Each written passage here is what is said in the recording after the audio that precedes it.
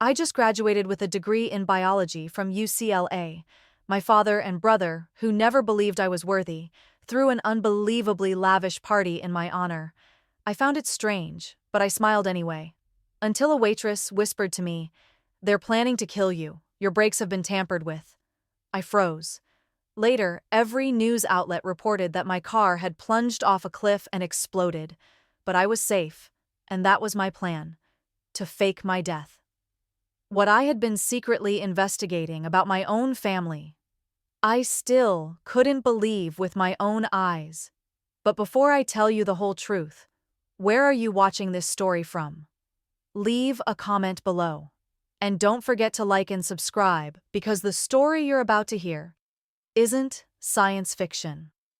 It's a real testimony from a survivor. I am Emma Blake, 24 years old, recently graduated in biology from UCLA, and no one in my family was truly happy about it, except for my mother, who's bedridden in a nursing home in Santa Monica.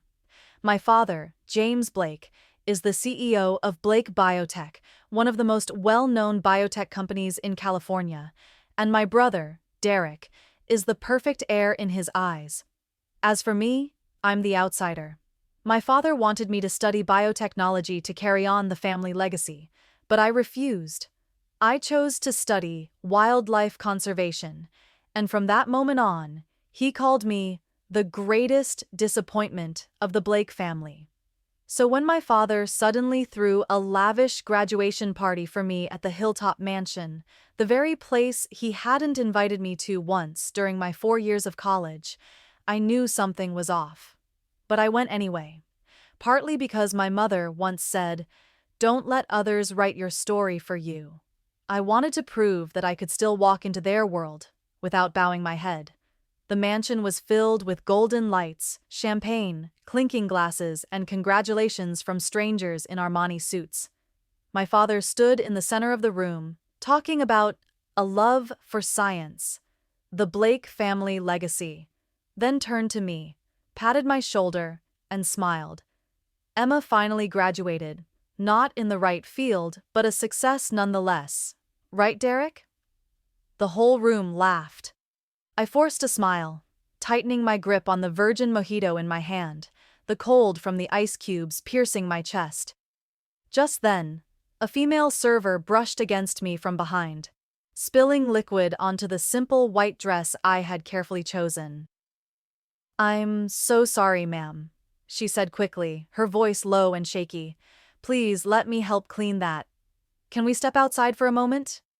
I nodded, partly to avoid attention, partly to escape the suffocating atmosphere. The girl, named Mia, dressed in the black uniform of the serving staff, led me around the back near the restrooms and staff lounge. Once we reached a quiet corner, Mia glanced around, then lowered her voice. "I don't know if I should say this, but I think you need to know. About 30 minutes ago, I was cleaning near the south restroom area, where there's a small laundry room. I heard your father and your brother come in to wash their hands. They didn't know I was there." Mia swallowed hard. "They said they made your car look like it had a natural brake failure. They said it would look like a completely legitimate accident." I stood frozen. The air felt like it had been sucked out of my lungs. She looked at me, terrified. I didn't hear the whole thing, but they laughed. They laughed after saying it. Every cell in my body wanted to deny what I had just heard. But deep down, I knew. It was true. And if I didn't act, tonight could be the last night I'd exist in this world. I froze for a few seconds. All the surrounding sounds seemed muffled. Only the pounding of my heartbeat echoed in my ears. Mia still stood in front of me, her eyes watching me as if she, too, was scared on my behalf. I took a deep breath, trying to steady my voice. "Are you sure?" Mia nodded quickly, whispering, "I know eavesdropping is wrong, but I've worked here for 3 years. I know Mr. James's voice, I know Derek's, and I know the look in someone's eyes when they're about to do something irreversible." Her last sentence sent a chill down my spine. I whispered a thank you, asked her to keep this to herself, then slowly made my way back to the banquet hall, trying to hide the pale shock on my face. The room was still bright and buzzing, as if my life wasn't about to be extinguished. Derek stood among a group of businessmen, laughing with a glass of wine in hand. His eyes met mine for a split second, a look that seemed to check, "Still alive, huh?" I glanced over at my father, who was shaking someone's hand, his expression utterly satisfied. Neither of them knew that I knew.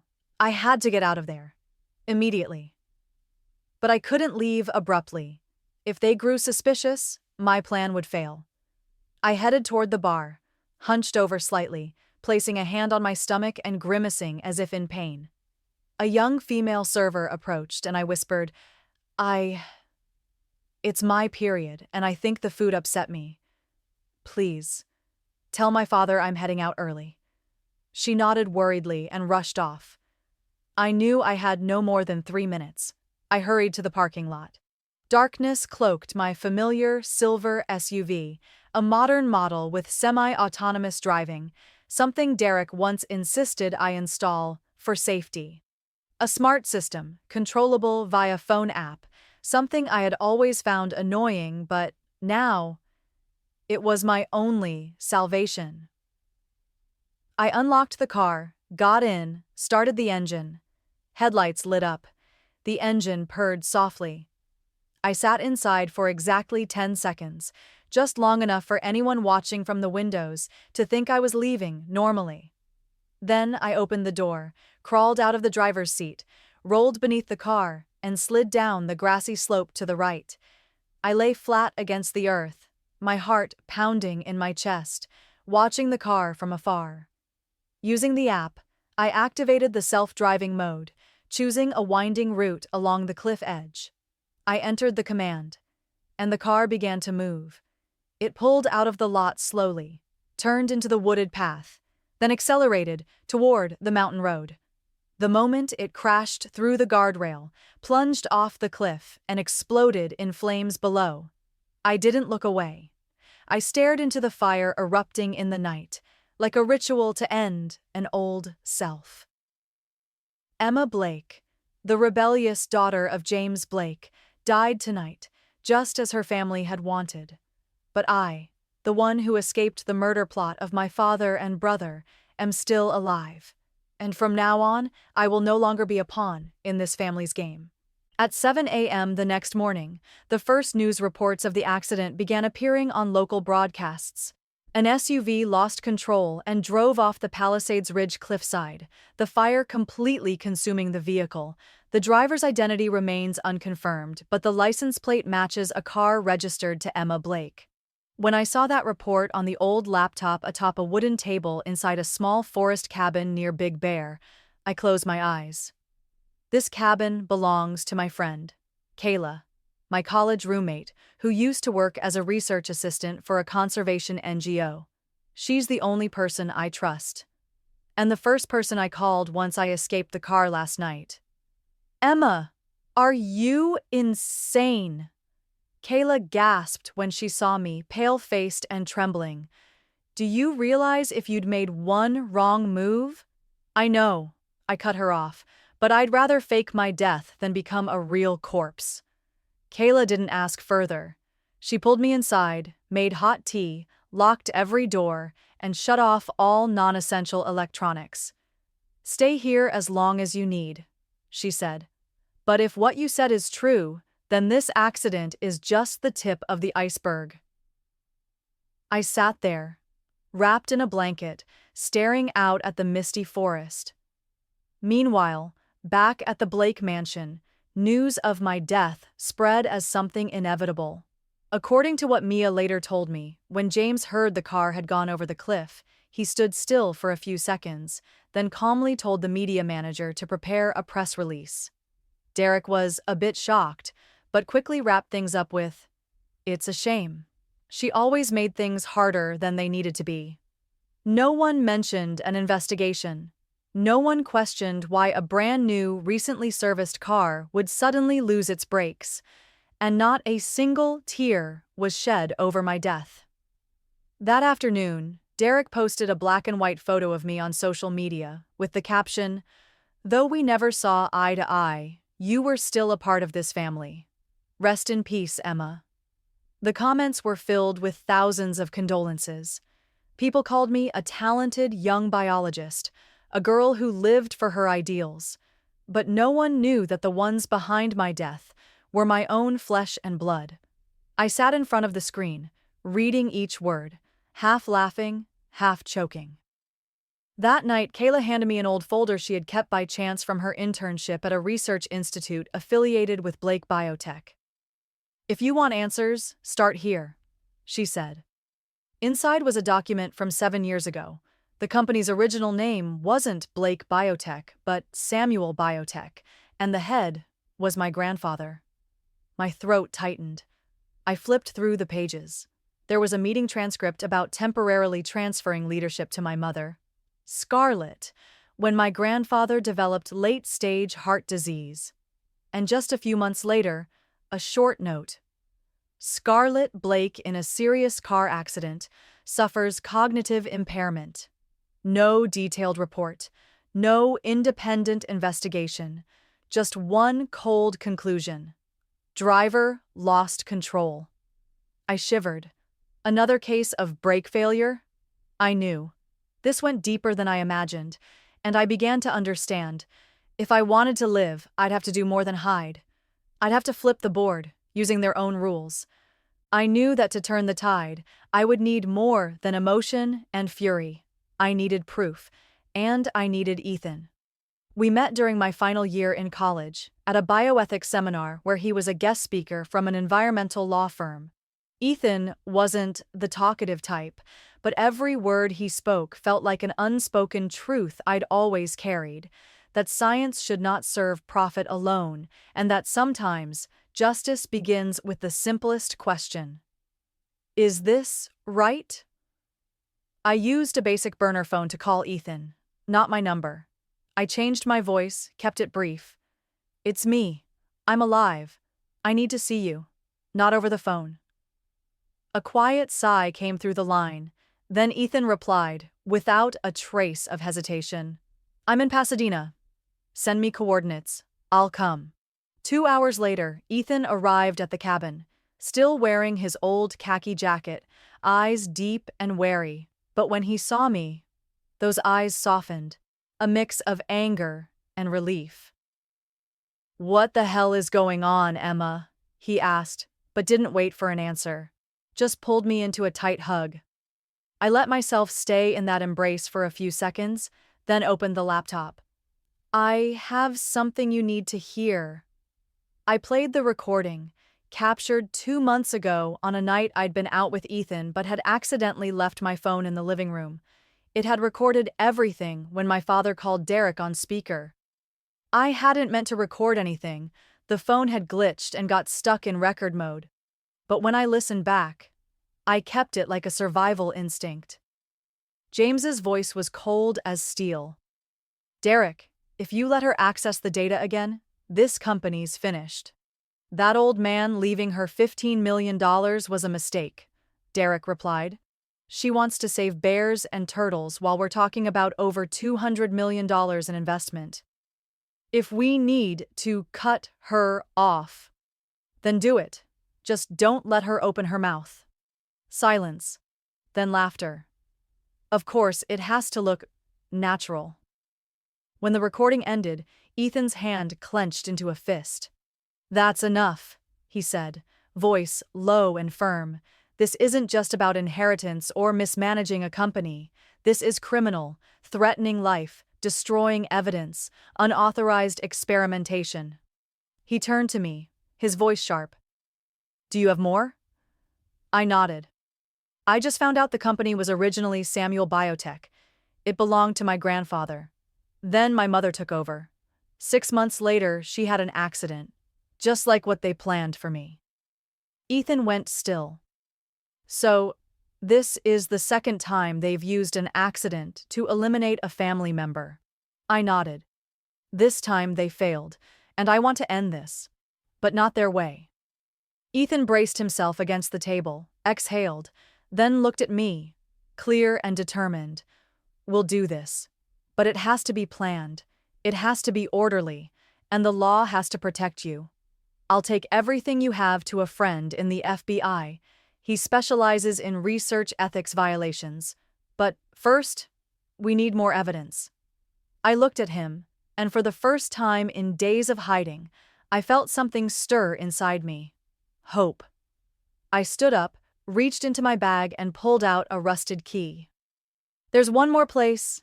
The old house, the basement room my mother always kept locked during my childhood. If there's any secret left hidden, it's there." I returned to the old house on a gloomy afternoon, the sky weighed down by thick gray clouds, as if the air itself was holding its breath over a secret not yet released. The house stood alone on a hill, its wooden gate half-rotted, and the stone wall around it streaked with moss, like abandoned memories. Ethan parked a few meters from the gate, leaving tire marks on the damp dirt path. I gripped the rusty key tightly in my hand, a wave of nameless dread rising in my chest, as if I were about to awaken something irreversible. Inside, dust blanketed everything.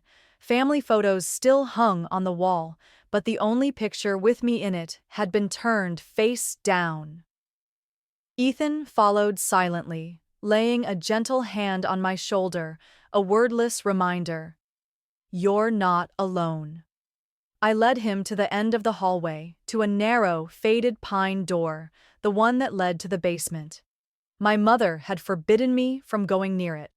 When I was young, every time I got curious, she'd just give me a worried look and whisper, "One day, you'll understand." And then, I forgot about it. Until now. The key slid in perfectly. The lock clicked with a dry snap, like a drawer finally opening on buried truth. The old wooden stairs creaked as we descended into the dark, the air thick with the scent of moldy paper and rusted metal.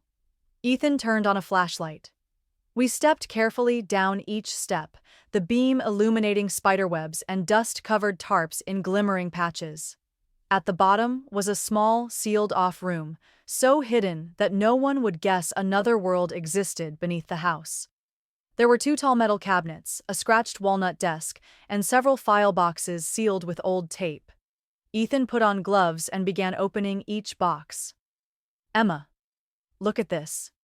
He handed me a copy of a contract. The title read, "Temporary Transfer. Samuel Biotech Corporation." At the bottom were signatures from my grandfather and my mother, Scarlett Blake. I flipped through the pages. Meeting notes, printed emails, handwritten memos. One note, written in blue ink, caught my eye. The handwriting unmistakably hers. "Refuse to proceed with Phase 3 animal trials without certified bioclearance. Cancel if James continues to apply pressure. Signed SB, my mother." My hands began to tremble. Ethan carefully organized the documents, his eyes lighting up in the way lawyers do when they smell undeniable wrongdoing. In the desk drawer, I found a USB drive wrapped in black tape. No label, no name. Ethan looked at me. "We're not plugging this into anything unless it's isolated." I nodded. "Back to the cabin. I have a sandboxed laptop." He raised an eyebrow but didn't ask. I didn't mention that back in college I'd taken a bioinformatics and data security course, partly out of curiosity, partly because something inside me always felt, one day, I'd need it. Before we left, I stood in the center of the basement, taking one last look around. I could feel her presence here, my mother, always gentle, always quiet, but now I understood. She wasn't weak. She had fought them once, and nearly won, if not for that accident. I turned to Ethan. "I'm going to finish what she started." He didn't reply, just nodded, eyes no longer questioning, but filled with unwavering trust. That night, the cabin was silent, as if the entire forest was holding its breath. I placed the USB on the wooden table in the makeshift office, the same table Kayla used to record owl migration data. Ethan sat beside me, preparing the sandboxed laptop. No internet, custom decryption tools. I said nothing as I plugged in the drive, only tightened the hand resting on my thigh. Ethan placed his hand over mine, signaling, "Whatever's in there, you don't have to face it alone." The drive opened.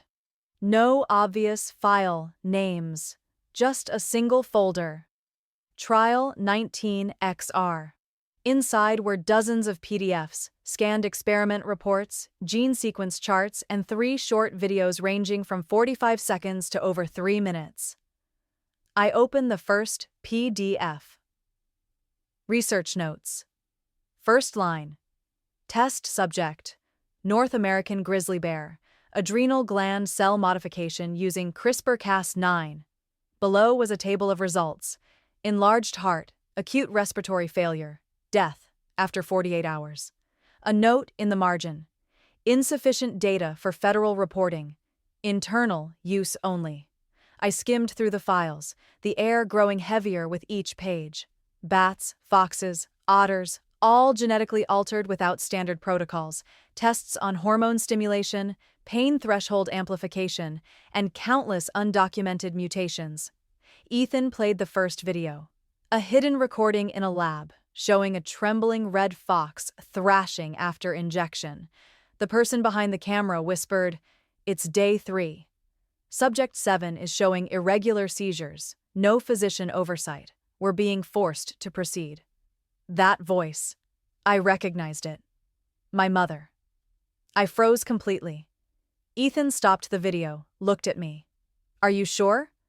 I just nodded. We played the second video. This one captured a company meeting, 6 people seated around a table. James's voice rang out clearly. "Even if Scarlett hesitates, we can't stop now. If she won't sign, I'll use my shares to override her authority." A weak protest was quickly silenced. "We've invested too much. Pulling phase 3 now is suicide. Shut up and do your job." Ethan went still. I pulled the USB out, hands shaking. "So my mother tried to stop them," I whispered. "And that accident?" Ethan nodded grimly. "Was no accident. It was deliberate." In another folder, I found a technical report on the braking system of a Mercedes GLE, the model my mother drove when the crash happened. A note at the end of the document read, "Temporarily disable automatic emergency braking via ECU microchip override. Use only when no trace must remain." Author, D. Blake. My heart clenched. Derek, my brother, the one who sat beside our mother as she lost her memory, the one who posted fake condolences when I died. I clenched my fists, tears spilling before I could stop them. Not from weakness, but from the brutal clarity of truth. My mother had fought in silence, and they, the ones who bore the Blake name, destroyed her with the very technology they claimed to invent in the name of progress. Ethan straightened. "We have everything," he said, voice taut. "Illegal testing, data suppression, murder plots, proof of technical sabotage to engineer accidents." I looked at him. "Are you sure the FBI will handle this properly?" Ethan nodded. "I know the right guy. We won't send anything over the internet. I'll arrange a direct handoff. But, Emma..." He took my hand. "From now on, they'll do anything to protect this secret. You need to be ready for that." I looked out the dark window, the pine forest still, deep and soundless, then turned back, my gaze firm. I died once. This time, I'm going to live on my terms. Ethan drove through the night back to Pasadena to meet his contact, a federal agent named Mark Callahan, who specialized in ethical violations in scientific research. They met in a discreet cafe behind Caltech. Ethan didn't bring the USB, but a secured hard drive, with backups of documents, audio, images, and video. Mark said nothing as he reviewed it all, his face unreadable, until finally he nodded. "Enough to trigger a federal investigation. But I can't promise she'll be safe. James Blake isn't small time." That afternoon, I was hanging laundry behind the cabin when Kayla ran up, panic in her voice, phone in hand. "Emma, strangers are in town. asking about a girl traveling with an Asian woman. Kayla had listed me as a friend from Oregon on vacation, but clearly, they didn't buy it. I shivered. Everything was happening too fast. Just days ago, they thought I was dead. Now, they smelled something wrong. That night, when Ethan returned to the cabin, I said, "I can't stay here anymore. They're tracking us." Ethan hesitated. "I've arranged a safer place. My friend, a witness protection attorney, has a temporary apartment near Yosemite, completely off the grid." I nodded and packed that night. On the road, Ethan received an encrypted message from Mark. Investigation officially launched. Blake Biotech under surveillance. No access to internal servers. A faint thread of hope stirred in me. But just then, a black SUV appeared in our rear view. No plates, fully tinted windows. Ethan slowed, then made a sharp turn into a side road leading into a conservation area. The SUV followed. My heart pounded. Ethan stopped the car, called the local sheriff's office, but we knew they wouldn't make it in time. I whispered, "We can't go to that apartment. If they followed from Pasadena, it's no longer safe." Ethan nodded. He rerouted, turning into a dense grove of redwoods, toward an old abandoned cabin, once a wildlife research station Kayla had mentioned. We spent the night there, in a cold, dark room. Ethan sat near the door, gripping a seatbelt cutter, our only weapon. I sat curled up by the window, head against the wall, feeling like a hunted deer. But this time, I wasn't running. I swore I would hunt them back, with the very law they scoffed at. The next morning, Mark called. His voice was urgent. "We just detected an emergency backup signal from Blake Biotech's internal servers to an anonymous IP in the Caribbean. They may be deleting evidence or moving funds offshore." I froze. "Can you stop them?" I asked. Mark replied, "We're filing to freeze accounts. But if Emma has any direct link to black funds or hidden records, now's the time to bring it out." I looked at Ethan. In my hand, I still had something not even the FBI knew about, my mother's brown leather notebook, found in a secret drawer in the basement. I hadn't dared open it yet. But now, maybe it was time. Because the game had begun. And I had no way back. I placed the brown leather notebook on the table, the early light through a small window illuminating its scratches and the thin layer of dust on its cover. I'd seen my mother holding it in the kitchen on sleepless nights when I was in high school. I thought then it was just where she wrote down recipes or little notes. But today it lay in my hands like a black box, containing not only secrets, but an entire life buried. The first page bore my mother's handwriting, soft and slanted. "If you're reading this, it means I can no longer protect you by being silent." I froze. My hands tightened on the notebook. Ethan sat beside me, silent, ready to bear witness. I turned the page.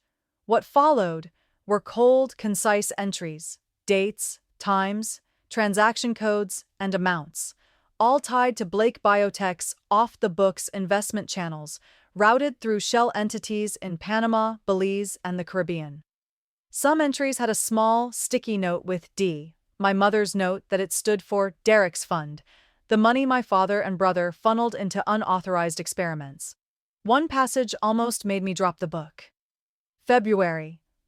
James requested the insurance documents for my Mercedes be reported lost. A technician from the company came to check the brake system without my knowledge. I asked for a report. No response. I backed up the entire log and emailed it to my private account in case it's needed later. Beneath that, in red ink, she wrote, "If I'm ever in an accident, it is not accidental." My chest ached as though my heart were being crushed. My mother, she knew.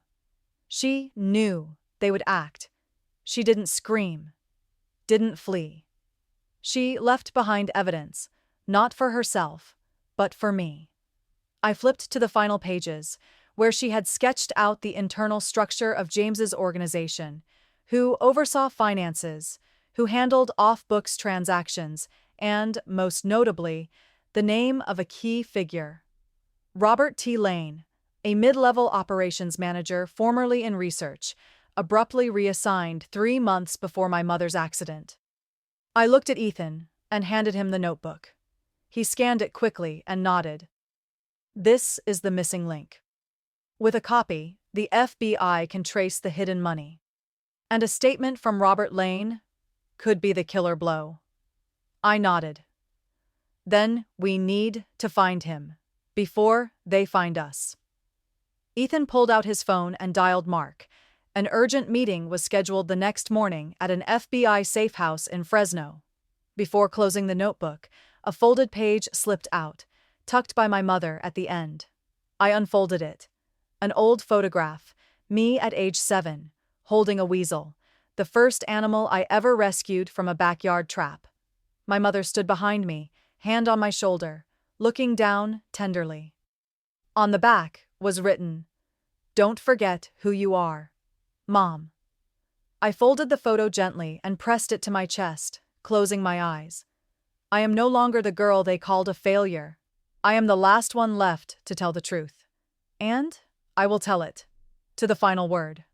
The next morning, Ethan and I arrived at the FBI safe house in Fresno, a 3-story unmarked building tucked outside residential areas with no signage.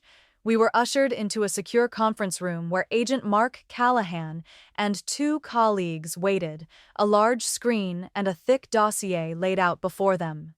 Mark looked at me with seriousness that was not cold. "Emma, from now on, everything you say can be used in court, if you agree." I nodded. "I'm ready." We began with my mother's notebook, the evidence of illicit funds, the crash note, Robert Lane's name. A female agent nodded. That man was transferred unexpectedly to logistics, then vanished from company records 3 years ago. No resignation letter. No tax records. Mark added, "We'd been monitoring Blake Biotech but lacked sufficient evidence, until you." He placed a scan of a decrypted email on the table. Derek Blake had emailed a partner, El Fernandez, in Belize, requesting a $1.2 million transfer marked Research Cleanup, with the attached file listing experiment sample codes. Mark turned the screen towards me. "Do those codes match those on the USB data?" I checked, heart racing, then nodded. "Exactly." An hour later, we learned Robert Lane was being traced in Colorado, living under the name Robert Ellis, working as a lab maintenance technician in Boulder. An investigative team was deployed to find him, but things were not simple. That afternoon, as we left the FBI office for the safe house, Ethan's phone rang, unknown number. A deep male voice said, "She should know when to stop." A lone deer can't force an entire forest to bow. Then the call ended. I stood silent. Ethan gripped the steering wheel. "They know you're alive, and they know where you're headed." That evening, rumors began to spread. Media hinted at suspicions of manipulation in Emma Blake's accident investigation, insinuating that I might have staged it for blackmail. I read every line without blinking. It was the opening of a smear campaign, Blake Biotech's classic tactic, turning the victim into the profiteer. The FBI acted fast. Mark called the crisis team to manage media and warned Emma of potential surveillance, but it was too late. That night, someone broke into our cabin. Kayla, fortunately away, was unharmed, but video showed 2 men rifling through paperwork, stealing printed copies of my mother's notes. Fortunately, the originals had been submitted. But now it was clear. They were trying to silence me. By any means. I sat by the fireplace, eyes locked on the flames. Ethan laid a hand on my shoulder. "You don't have to go further if it's too dangerous." I looked at him with no trace of fear, only resolve. I cannot allow my mother to be forgotten again. nor any girl to grow up in a family like that. Ethan nodded. Then we need Robert Lane, and a trial. Late that night, Mark called. We located him. He's in protective custody. I froze. Mark continued, and he agreed to cooperate. I closed my eyes. My body went limp for a moment. The door of justice, sealed tight for years, was finally starting to open, but I knew the real storm had yet to come. Robert Lane was brought into a soundproof room at the FBI field office in Denver. When Ethan and I entered, I barely recognized the gaunt, gray-haired man with trembling hands due to neurological issues. But his eyes, deep, weary, laden with decades of unspoken guilt, made me understand at once. He knew more than anyone else in this story. Agent Mark switched on the recording device and began the standard legal warnings. Robert nodded slowly. Then, in a hoarse voice, as if coated in years of dust, he began. I was technical director at Samuel Biotech, reporting to Scarlett Blake. She believed in ethical science. She would never sign off on a project that exceeded safety thresholds. He paused, looking down at his hands. Until James Blake returned from Boston after his father-in-law, my boss, Samuel, died. From that moment, everything changed. He recounted each step. James, initially a financial advisor, deftly used funding to seize control of labs, cutting corners by outsourcing research groups not approved by internal oversight. Gene-altering animal experiments without regulatory approval began to appear under the label exploratory research. Robert lowered his head, voice trembling. I signed for an unregistered chemical shipment because James said it was just a lab supplement, but later I discovered it was an enhanced adrenal growth agent that had been banned by the FDA. He pulled a scanned packet from his briefcase, an internal delivery slip dated June 5th, 3 months before Scarlett's accident, marked, Delivery to Vehicle Lab. Special Schedule 2 requires controlled transport. Mark leaned forward. Do you know whether Scarlett discovered this? Robert nodded. She knew, and she planned to halt the entire project. His eyes met mine. Do you know what happens to anyone who dares to stop a project at Blake Biotech? I held my breath. Ethan whispered, He's entering dangerous territory. But Robert continued. 3 days after Scarlett refused to approve further funding for Group 3B projects, her car's brake system was tampered with. I know, because I was the last to inspect the vehicle before she left headquarters. He looked to Mark. The maintenance log was euphemistically labeled routine check, no report needed.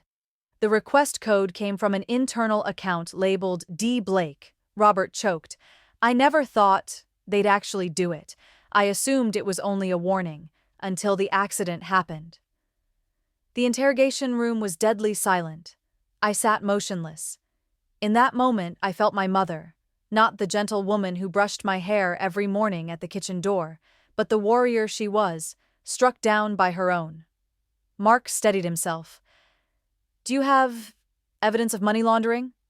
Robert nodded, producing a small hard drive. Every transaction order passed through me. I kept copies, just in case. And today? That day has come. Before walking out, Robert faced me. Scarlett once told me, Emma is the only one in this family not lost. She may not walk fast, but she always walks true. I wasn't brave enough to keep her path. But if I can do the right thing now, it's because she lives. I gripped my hands tight, throat parched. All my life, I believed my mother had been swept away by the current of family tides. But now I know. She was the final wall that tried to hold it back. And now, it's my turn to stand in that place. 4 days after Robert Lane's testimony, at exactly 5:45 a.m., the FBI launched simultaneous raids on Blake Biotech's headquarters in Palo Alto and 3 estates owned by James and Derek. The news broke instantly across America's major outlets. Federal investigation. Targets. Blake Biotech, for research ethics violations, tax fraud, and alleged intentional, fatal accidents. I watched in silence, the only sound the whistle of a kettle in the temporary apartment. On screen, my father, James Blake, in handcuffs, his face no longer haughty, but diminished. Derek was arrested at the airport as he tried to board a flight to Bermuda. Both appeared composed outwardly, but their eyes betrayed utter disarray. For the first time in my life, I saw them small.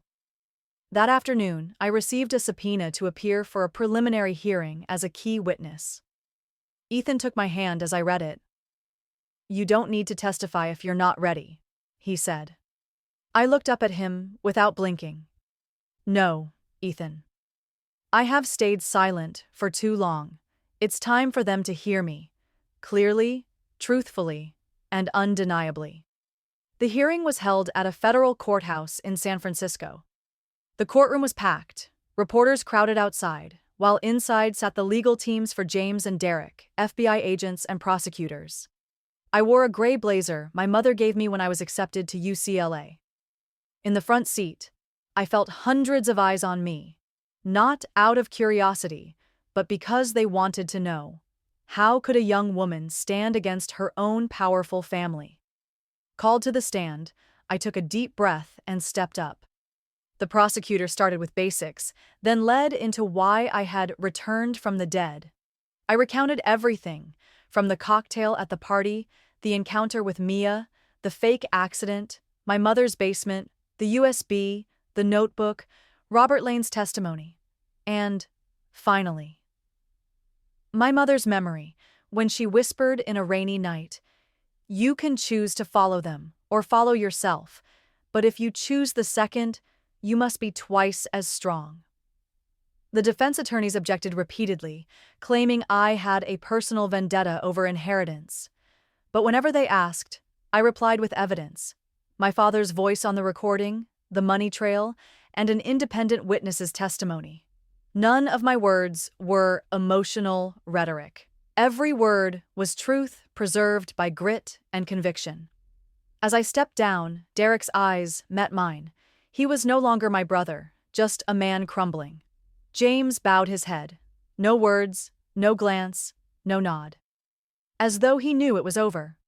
The hearing concluded with the judge ruling there was sufficient cause to indict James Blake and Derek Blake on charges of conspiracy to commit murder, financial fraud, research ethics violations, and obstruction of justice. Both were held without bail. Outside the courthouse, a swarm of reporters pressed in. Ethan tried to lead me through a side door, but I turned back, approached the microphone.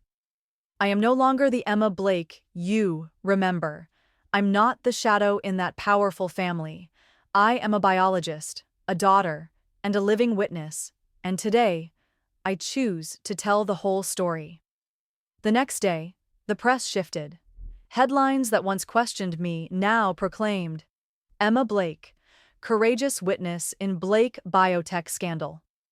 Animal welfare organizations began demanding full investigations into all Blake Biotech-sponsored experiments over the past decade. And, for the first time, I didn't feel afraid. I know the journey ahead is long.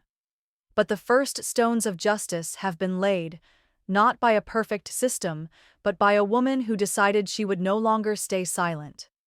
A month after the hearing, I returned to Oak Ridge Nursing Home, where my mother has lived for 4 years under a medical record that reads paralyzed on one side due to spinal injury, memory impairment, post-traumatic brain injury. Those cold words used to choke me every time I read them, but today, I stepped inside with a steady heartbeat. Her door stood ajar as usual. She sat near the window, March's golden light falling diagonally on her gray hair, her gaze fixed on the small garden where volunteers were replanting lavender after winter's harshness. I approached quietly. "Mom, it's me, Emma." She didn't turn immediately. I had grown accustomed to that. But just seconds later, I heard her whisper, so faint yet unmistakable. "I know." I froze. Tears came without warning. For the first time in years, my mother recognized me, not as a nurse, not as her past, but as me, here and now. I told her everything about the hearing, how Father and Derek were arrested, how the documents she left became the foundation that exposed the truth. She didn't say much. She just stared at me for a long time, then slowly placed her frail hand on mine. "You chose the right path," she said, even though it was long and muddy. I squeezed her hand and told her I had used part of the inheritance from my grandfather to hire professional legal teams to begin her rehabilitation. We're working with neurologists using auditory therapy, including recordings she made when I was little. They believe that by restoring core memory, her cognitive and motor functions could improve markedly. I also told her I'd directed $9.7 million from the remaining inheritance into creating the Scarlet Foundation to support young researchers in ethical science and wildlife conservation, just as she and my grandfather had dreamed.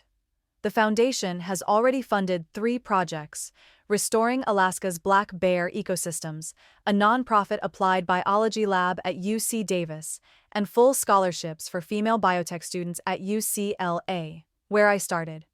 My mother just smiled softly. "You don't have to save the world, just don't forget why you started." I nodded. No speech could ever sound more powerful than that. As I left, a young nurse followed me. "Ms. Blake, for the past few days your mother has been whispering the name Emma during sleep. We thought it was random memory, but today she said it clearer than ever." I gripped the canvas bag in my hand. Inside was the brown leather notebook my mother left. No longer just evidence, but a legacy. That night, as I returned to the cabin, Ethan was with law students camping out. They'd just completed the animal justice reform petition to push Congress to tighten animal research laws. I sat at the wooden table, opened my laptop, and wrote the first line of my TEDx speech invitation. "I'm not a brilliant scientist.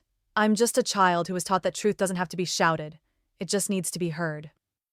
Spring at Oak Ridge was arriving, and after everything, I was beginning again, not as James Blake's daughter, but as myself, Emma Scarlett Blake, the storyteller of truth. June in San Francisco began with light rain and leaden clouds. I stood before the federal courthouse, not as a summoned witness, but as a speaker in the final trial. Across from me was courtroom number 4, where James Blake and Derek Blake stood charged with first-degree murder conspiracy, federal financial fraud, research ethics violations, and obstruction of justice. The courtroom fell silent as I stepped to the stand. I carried no notes, no lawyer beside me, only my own voice, and the heart I'd preserved through the long journey.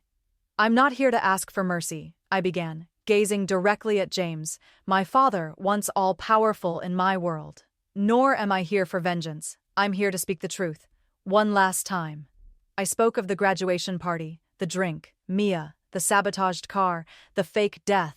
I spoke of my mother's basement, the USB, the brown notebook, Robert Lane, and every animal used in service of an insatiable ambition.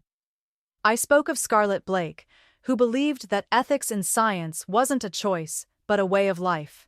James sat motionless, impassive. Derek stared down, hands clenched, as if praying for something that never came. I looked at them, not in anger, not in fear, but in understanding, the understanding that those who choose power over truth end up losing everything, including their identity and soul. "Your daughter was once called a failure, a burden, a shadow of someone else's dreams," I exhaled. "But she's still here, not through hatred, but because she chose to end a cycle that lasted too long." I stepped down. The defense argued leniency, that James acted under financial pressure, that Derek was just following orders. But no one was convinced, not after the public revelations of internal documents, recordings, money trails, and testimony from former engineers. That evening, the jury sentenced James Blake to 25 years without parole, and Derek Blake to 12 years for complicity and egregious research violations. They were stripped of all shares, and Blake Biotech was placed under special oversight, with part of its funds reallocated to environmental restitution. I left the courthouse as the sun broke through clouds. Ethan waited across the street, his gaze warm as always. We spoke little, just held hands and slowly walked through the dispersing crowd. Some recognized me, snapping photos, calling out my name. But I only smiled. Not because I'd become famous, but because I had survived. Back at the cabin, on the journey home, I unfolded the note my mother wrote. You can choose to follow them, or follow yourself. I folded it again and tucked it in my wallet, not to hold on to the past, but to remind me. Every truth spoken heals a wound. 2 months after the trial, I moved into the small wooden house in Humboldt's mountains, the cabin Kayla and I had used while hiding. Now it's become the first operations center of the Scarlet Foundation, with a freshly painted porch, a rebuilt small lab, and a garden reviving a rare fern species nearly extinct from logging. Ethan quit his old law firm job to become the foundation's full-time legal advisor. Every morning, he makes coffee, while I head outside to feed wild deer and write in my journal, something I never imagined doing after everything that happened. Once, Ethan laughed. You know, the strangest miracle isn't that you survived, but that you still believe in kindness. Mia, the server who saved me at the graduation party, is now guest relations manager at the foundation. We don't revisit that night often, but once she said, "That moment, if I hadn't bumped into you, things might have gone differently." I just smiled, replying, "That night wasn't a bump. It was opening a door." And it truly was.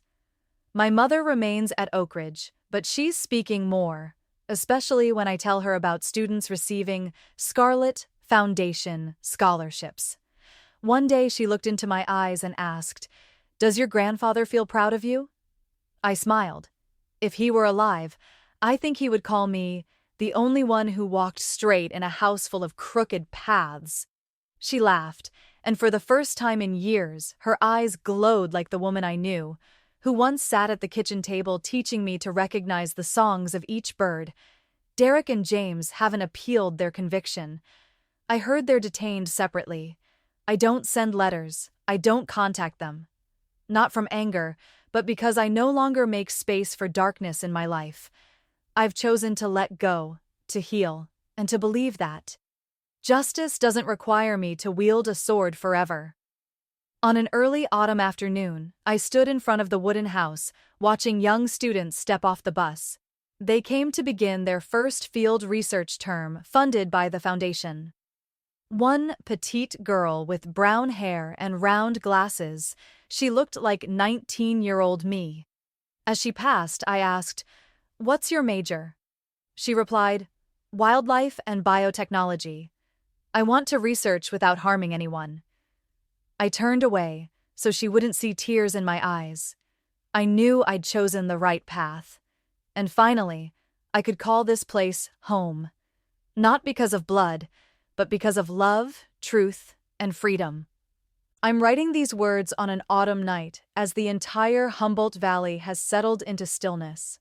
Outside, the wind drifts through the trees like an old song whispering through the leaves. Ethan is lying in the next room, reading, and I'm alone in the small kitchen, in front of a new notebook, not to investigate, not to record evidence, but simply to write, the things I once forgot how to name. I used to think surviving meant faking my death. But now I understand, living truthfully is the bravest form of survival. No more hiding, no more shrinking in someone else's shadow, no more trying to please my father. No more asking why my brother chose to eliminate me instead of protect me. Those questions, I no longer need the answers, because I've learned some pieces aren't meant to be put back together. They just need to be left as they are and seen as real. Family, it turns out, isn't the place we're born. It's the place we choose to stay. My mother, Mia, Ethan, Kayla, the young students, the wild animals recovering in the sanctuary. They are my family. People who don't need me to be perfect, who don't ask me to perform strength, who don't tie their love to obedience. They only ask that I be myself. Not long ago, I dreamed of my mother. She wasn't in a wheelchair. She stood in the forest, binoculars in hand, pointing out a snowy owl's nest in the distance. I asked, "Mom, what would have happened if I hadn't faked my death that day?" She just smiled and said, "Then maybe you'd still be alive, but never free." I woke up without sadness, without fear, just grateful that in the end, I chose right. Now, every morning when I wake up, I ask myself one simple thing. Today, Emma Scarlett Blake, will you live as a human being or as a wound? And more often now, I answer, I will live as someone who has healed. If you've stayed with me to these final moments, thank you for staying, for listening to a story that wasn't just about betrayal, but about choice, about rising, even when those who should have loved you were the ones who pushed you off the ledge, and about survival, not by defeating others, but by not abandoning yourself. I don't know where you are or what you're facing, but if you've ever felt invisible in your own family, this story is for you. Leave a comment if you've lived through something similar. Share your story, if you're ready. Or simply write, I survived too. And if you want to stay connected with stories about truth, healing, and freedom, don't forget to like, subscribe, and share this video with someone who needs to be reminded. Family isn't always right, but truth always finds its voice. We'll meet again in another story.